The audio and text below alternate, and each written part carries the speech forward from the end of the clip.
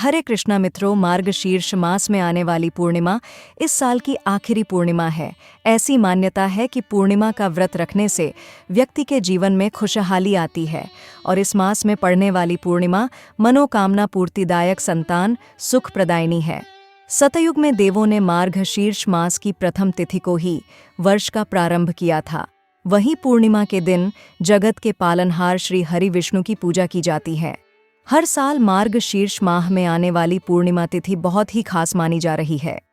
इस दिन भगवान विष्णु के साथ माता लक्ष्मी और चंद्रमा की पूजा करने से जीवन में खुशहाली आती है। इसे अगहन पूर्णिमा, मोक्षदायिनी पूर्णिमा और बत्तीसी पूर्णिमा के नाम से भी जाना जाता है। धार्मिक मान्यता के अनुसार इस तिथि पर किए गए दान पुण्य शुभ कार्यों का फल किसी भी अन्य पूर्णिमा की तुलना में 32 गुना ज्यादा मिलता है। वही पूर्णिमा के दिन श्री सत्यनारायण भगवान की कथा, लक्ष्मी पूजन, शंख पूजन और भगवान श्री कृष्ण सहित चंद्रमा का पूजन करने से मन के विकार मिटते हैं, जिससे मन में बसी हर कामना को पूर्ण किया जा सकता है। मार्गशीर्ष पूर्णिमा के दिन ही मां अन्नपूर्णा की जयंती भी मनाई जाती है, इसलिए यह तिथि सबसे खास है। पूर्णिमा के शुभ मुहूर्त में श्री कृष्ण भगवान, श्री विष्णु, लक्ष्मी जी सहित चंद्रदेव का पूजन अवश्य करना चाहिए। नियम पूर्वक स्नान करके आचमन करें, भगवान का पंचोपचार पूजन करें। इसके बाद ओम नमो नारायण मंत्र का उच्चारण करके हवन करें। रात को चंद्रमा को अर्घ देते समय प्रार्थना करें कि मेरे द्वारा दिए गए अर्घ को हे चंद्रदेव आप स्वीकार करें। आप श्वेत किरणों से सुशोभित हैं, आपको नमस्कार है। आप श्री लक्ष्मी जी के भाई हैं, आपको नमस्कार है। और फिर मार्गशीर्ष पूर्णिमा या फिर उसके ठीक अगले दिन अपनी सामर्थ्य के अनुसार आप ब्राह्मणों को भोजन करा सकते हैं, उन्हें दान देकर विदा कर सकते हैं। और पूर्णिमा के दिन माता, बहन, पुत्री या फिर परिवार की अन्य स्त्रियों को भी वस्त्र देने चाहिए। पूर्णिमा के शुभ मुहूर्त में भक्त द्वारा की गई भगवान की मानसिक पूजा भी संपूर्ण फल प्रदान करती है। अपने विशिष्ट गुणों के कारण मार्गशीर्ष पूर्णिमा दुर्भाग्य को सौभाग्य में बदलने की क्षमता भी रखती है। अगर किसी व्यक्ति को लंबे समय से कोई कष्ट है तो वह मार्गशीर्ष पूर्णिमा के दिन व्रत रखकर स्नान ध्यान द्वारा अपने दुर्भाग्य को सौभाग्य में बदल सकता है। मां अन्नपूर्णा को शास्त्रों में संसार के भरण पोषण की देवी कहा जाता है। उन्हें अन्न की देवी माना जाता है। धार्मिक मान्यता है कि एक बार जब काशी में अकाल पड़ा तो लोग भूख से व्याकुल होने लगे। तब भगवान शिव ने लोगों की सहायता की।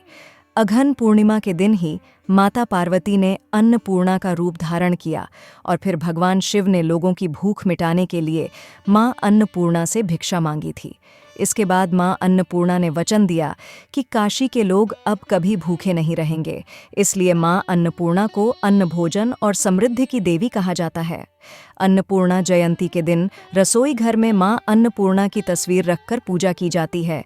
साथ ही इस दिन रसोई में चूल्हे की भी पूजा करें और इस दिन उपवास रखना संभव हो तो उपवास भी जरूर रखें।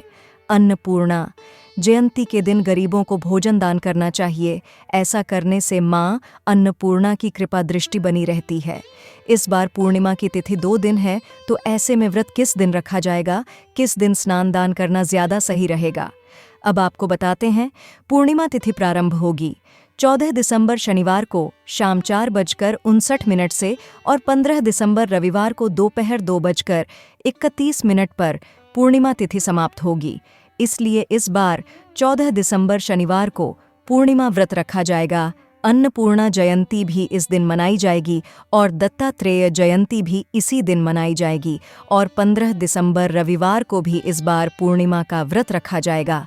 पूर्णिमा का जो स्नान दान है वह उदया तिथि के अनुसार किया जाता है, तो आप 15 दिसंबर को ही स्नान दान भी कर सकते हैं।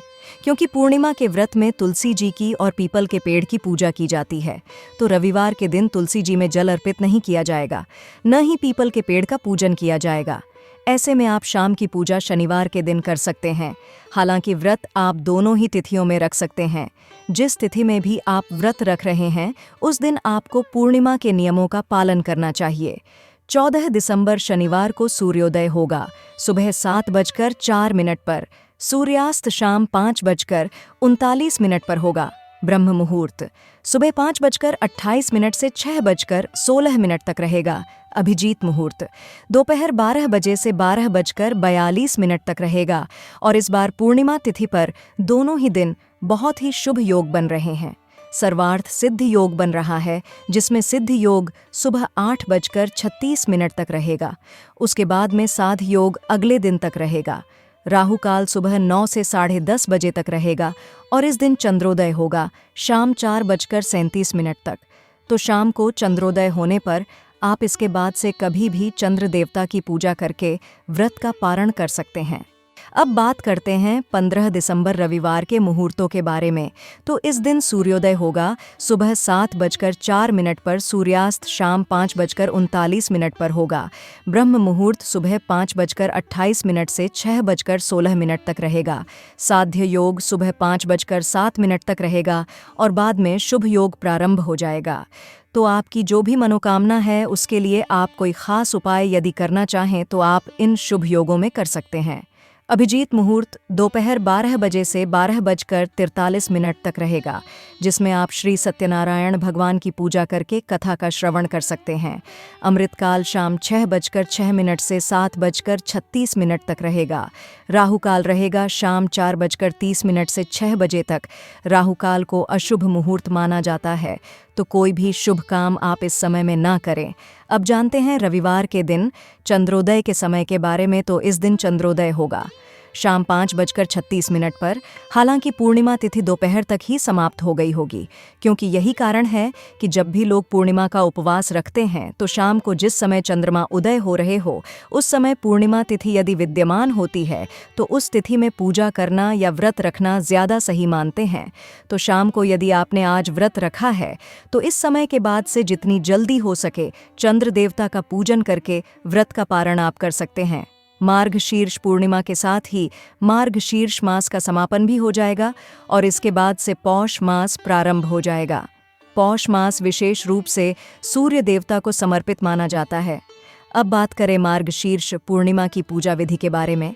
तो मार्गशीर्ष पूर्णिमा के शुभ मुहूर्त में श्री कृष्ण भगवान विष्णु लक्ष्मी जी सहित चंद्रदेव की पूजा अवश्य करनी चाहिए। नियम पूर्वक स्नान करके आचमन करें, भगवान का पंचोपचार पूजन करें, तत्पश्चात ओम नमो नारायण मंत्र का उच्चारण कर हवन करें। चंद्र को अर्घ्य देते समय प्रार्थना करें कि मेरे दिए हुए अर्घ्य को स्वीकार करें। आप श्वेत किरणों से सुशोभित हैं, आपको नमस्कार है। आप लक्ष्मी के भाई हैं, आपको नमस्कार है। दूसरे दिन सुबह ब्राह्मणों को भोजन कराएं और सामर्थ्य अनुसार दान देकर विदा करें। इस दिन माता बहन पुत्री और परिवार की अन्य स्त्रियों को वस्त्र भी देने चाहिए। मार्गशीर्ष पूर्णिमा के शुभ मुहूर्त में भक्त द्वारा की गई भगवान की मानसिक पूजा भी पूर्ण फल प्रदान करती है। अपने विशिष्ट गुणों के कारण मार्गशीर्ष पूर्णिमा दुर्भाग्य को सौभाग्य में रूपांतरित करने की क्षमता रखती है। अगर किसी व्यक्ति को लंबे समय से कष्ट है तो वह मार्गशीर्ष पूर्णिमा के दिन व्रत रखकर स्नान ध्यान द्वारा अपने दुर्भाग्य को सौभाग्य में परिवर्तित कर सकता है। भोग लगाने के बाद भगवान विष्णु और माता लक्ष्मी की आरती करे। फिर शाम को चंद्रोदय के बाद चंद्रमा का पूजन कर अर्घ्य दे। मान्यता है कि ऐसा करने से सभी दोषों से मुक्ति मिलती है। पूजा के बाद इस दिन दान पुण्य जरूर करें। अब बात करते हैं मार्गशीर्ष पूर्णिमा के महत्व के बारे में। तो मार्गशीर्ष माह में श्री कृष्ण भक्ति का विशेष महत्व है। योगेश्वर भगवान श्री कृष्ण ने गीता में स्वयं कहा है, मासों में मैं मार्गशीर्ष मास हूँ। मार्गशीर्ष मास भगवान श्री कृष्ण का ही एक स्वरूप है। इसलिए इस मास में पढ़ने वाली पूर्णिमा मनोकामना पूर्तिदायक, संतान सुख प्रदायिनी है। सतयुग में देवों ने मार्गशीर्ष मास की प्रथम तिथि को ही वर्ष का प्रारंभ किया था। मार्गशीर्ष पूर्णिमा के दिन सत्यनारायण भगवान की कथा, लक्ष्मी पूजन, शंख पूजन, भगवान श्री कृष्ण सहित चंद्रमा का पूजन करने से मन के विकार मिटते हैं, जिससे मन में बसी हर कामना को पूरा किया जा सकता है। अब बात करते हैं मार्गशीर्ष पूर्णिमा पर कर्ज मुक्ति एवं धन प्राप्ति के विशेष उपाय के बारे में। अपार धन प्राप्ति के लिए मार्गशीर्ष मास में शंख पूजन का निर्देश शास्त्रों में दिया गया है।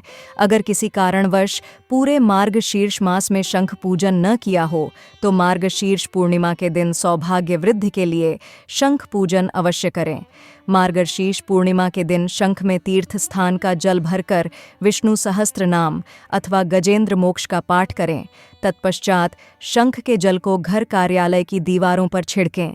ऐसा करने से घर एवं कार्यालय की नकारात्मक ऊर्जा दूर होगी तथा सौभाग्य, धन वृद्धि के द्वार खुलेंगे। मार्गशीर्ष मास में खास तौर पर पूर्णिमा के दिन लक्ष्मी पूजन करते समय दक्षिणावर्ती शंख की पूजा अवश्य करनी चाहिए। दक्षिणावर्ती शंख में मार्गशीर्ष पूर्णिमा के दिन साबुत चावल भरकर रखने से घर के भंडार भरे रहते हैं, जीवन में धन की कमी महसूस नहीं होती है। तो आइए अब आपको सुनाते हैं मार्गशीर्ष पूर्णिमा की व्रत कथा। काशीपुर नगर के एक गरीब ब्राह्मण को भिक्षा मांगते देखकर भगवान विष्णु जी ने स्वयं ही एक बूढ़े ब्राह्मण के रूप में उस निर्धन ब्राह्मण के पास गए और कहने लगे, हे विप्रे, श्री सत्यनारायण भगवान मनोवांछित फल देने वाले हैं। तुम उनका व्रत पूजन करो, जिसे करने से मनुष्य सब प्रकार के दुखों से मुक्त हो जाता है। इस व्रत में उपवास का भी अपना महत्व है, किंतु उपवास से मात्र भोजन न लेना ही नहीं समझना चाहिए। उपवास के समय हृदय में यह धारणा होनी चाहिए कि आज श्री सत्यनारायण भगवान हमारे पास ही विराजमान हैं। अतः अंदर व बाहर शुचिता बनाए रखनी चाहिए और श्रद्धा विश्वास पूर्वक भगवान का पूजन कर उनकी मंगलमयी कथा का श्रवण करना चाहिए। श्री सत्यनारायण की कथा बताती है कि व्रत पूजन करने में मानव मात्र का समान अधिकार है, चाहे वह निर्धन धनवान राजा हो या व्यवसायी ब्राह्मण हो या अन्य वर्ग स्त्री हो या पुरुष। यही स्पष्ट करने के लिए इस कथा में निर्धन, ब्राह्मण गरीब लखड़हारा, राजा उल्कामुख धनवान, व्यवसायी साधु, वैश्य उसकी पत्नी, लीलावती पुत्री कलावती, राजा तुंगध्वज एवं गोपगणों की कथा का समावेश किया गया है। इस कथा के अनुसार जैसे लगढ़ारा गरीब ब्राह्मण उल्कामुख गोपगणों ने सुना कि यह व्रत सुख सौभाग्य संपत्ति सब कुछ देने वाला है, तो सुनते ही श्रद्धा भक्ति तथा प्रेम के साथ सत्यव्रत का आचरण करने में लग गए और फलस्वरूप सुख भोग कर परलोक में मोक्ष के अधिकारी हुए एक साधु वैश्य ने भी यही प्रसंग राजा उल्कामुख से सुना, किंतु उसका विश्वास अधूरा था और श्रद्धा में कमी होने के कारण उसने मन में प्रण लिया कि संतान प्राप्ति पर सत्यव्रत पूजन करूंगा। समय बीतने पर उसके घर एक सुंदर कन्या ने जन्म लिया। पत्नी ने व्रत की याद दिलाई तो उसने कहा कि कन्या के विवाह के समय करेंगे।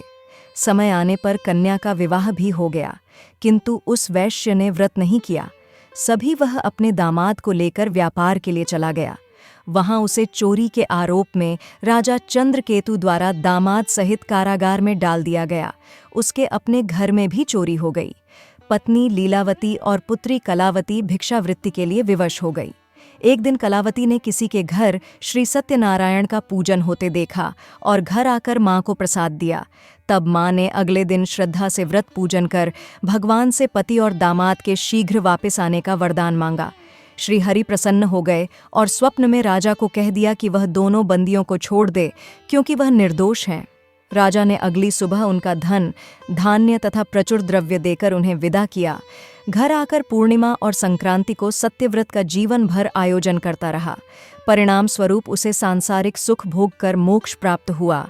इसी प्रकार एक बार राजा तुंगध्वज ने वन में गोपगणों को श्री सत्यनारायण भगवान का पूजन करते देखा, किंतु अपने अभिमान की वजह से राजा न तो पूजा स्थल पर गया, न दूर से ही प्रणाम किया और न ही गोपगणों द्वारा दिया प्रसाद ग्रहण किया।